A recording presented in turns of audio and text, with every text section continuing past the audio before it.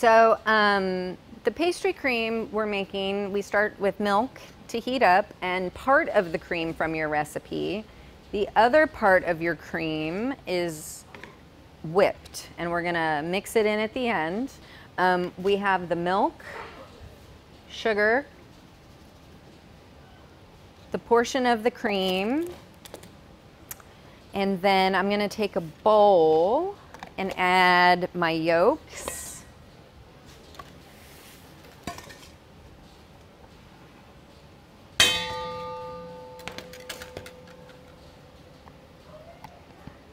And then I'm gonna sift. I'm doing a mixture of cornstarch and flour.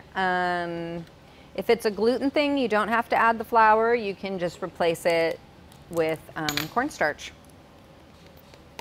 Okay.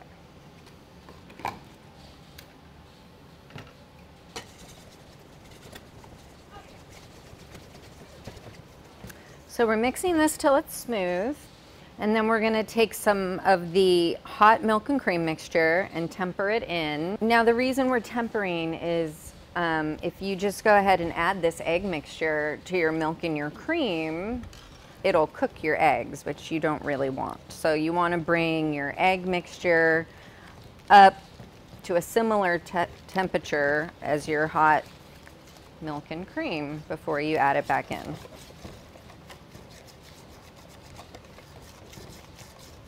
Now this recipe that we're doing has nutmeg, ginger, and rum. So it's the flavors of eggnog for the holidays. But if you don't want that flavor, let's say you want to go something a little more straightforward, you could use vanilla bean instead.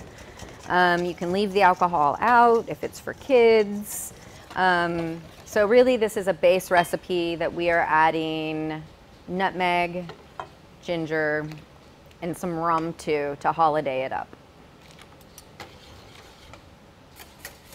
So now at this point, I did whisk it in, but I'm gonna change back to a spatula because a whisk won't cover the entire bottom of your saucepan and you'll end up with little burnt bits. And it's always best, you really wanna cover all the bottom while this comes up to a boil and thickens. We're gonna cook the starch out of it, and that's what's gonna thicken it. And I want this to come to a boil for a good minute. You really want the starch cooked out of it, or it has a real chalky taste in your mouth. Now the amount of rum in here, in the recipe, I prefer a little extra rum. I like my eggnog to be really, really boozy.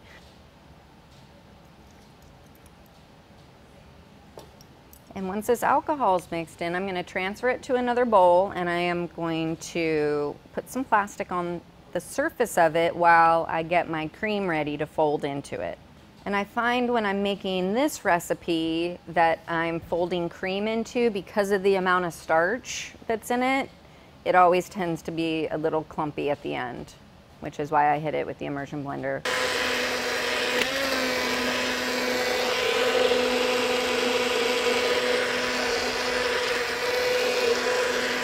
Now, before we add the whipped cream to this, we're gonna let it cool just a little bit. If this is too warm when we add the whipped cream, it'll melt your whipped cream. But you don't want it all the way cold because we're gonna get the setting from the starch.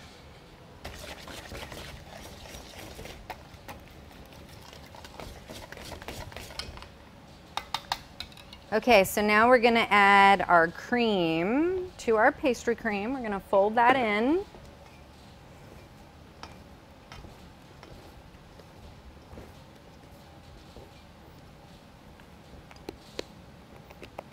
I am using a tip called a Bismarck tip, and it's for filling cream puffs and the such, but you can also use a smaller star tip as well, which also helps you poke a hole in your cream puffs. We'll never make cream puffs, but we know how to deal with the pastry.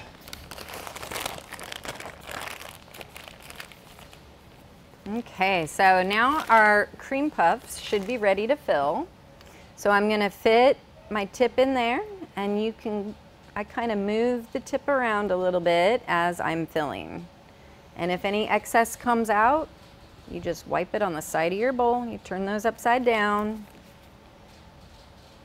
When it starts to come out the bottom, you know it's full. You don't know by weight. You would think you would feel it. If you hold your cream puff like this, you can feel it expanding just slightly in your hand, and you know that you got the cream in there. Otherwise, you don't really know. You're like, is it full? Is it full? You know. So this is a finishing option, which is very nice. So these ones are finished with a Swiss meringue. It's 1 part egg whites to 2 parts sugar. You heat that gently over a bain-marie till the sugar is dissolved, and then you whip it until it's stiff, and then you top them. And we use a light torch to torch them. I'm gonna put these on a platter that can be put sort of down the middle of a table, and people can kind of take some if they want some. Tell us about making the cranberries. The cranberries is 1 package of cranberries,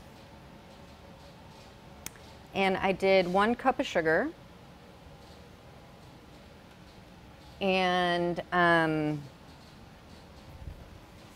3/4 of a cup of water, and 1/4 cup of fresh squeezed orange juice, and the zest of 1 orange.